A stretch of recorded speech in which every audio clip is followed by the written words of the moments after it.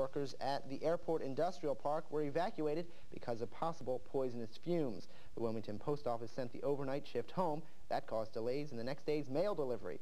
After 2 days of firefighting efforts, the blaze was finally controlled.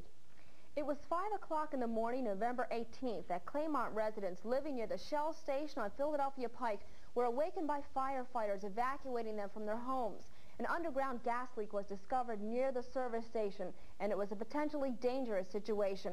Reporter Carol Ann Clark was on the scene for this story. Here's an excerpt from that report.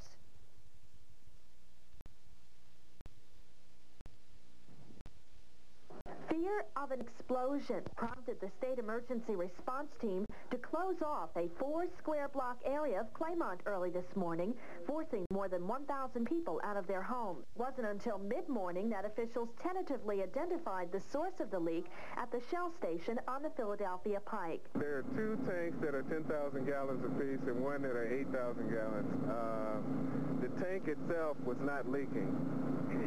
There's a line from the tank to the pump. At the pump, a leak occurred. Hunter says Shell finds it premature for them to admit liability for the entire spill, since they're not the only service station in the area. Altogether, emergency workers removed some 6,000 gallons of underground liquid, believed to be about 20% gasoline. A chemical spill back in January had a lasting effect on the state throughout much of '86. It was January 5th when some 500,000 gallons of para-dichlorobenzene spilled in Delaware City, with some seeping into the nearby Red Lion Creek. The source of the spill, Standard Chlorine of Delaware City. A 300,000-gallon tank ruptured, causing 2 other smaller tanks to burst. No injuries reported in the incident. Some fish and wildlife in the area were affected, however. Testing of the water was required for months after the cleanup was complete.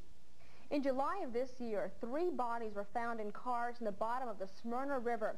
It is speculated they were victims of accidents in which the drivers failed to negotiate a hairpin turn on Route 9 and ended up in that river. One of the victims was identified as a 21-year-old Middletown woman who had been missing since March of 1985.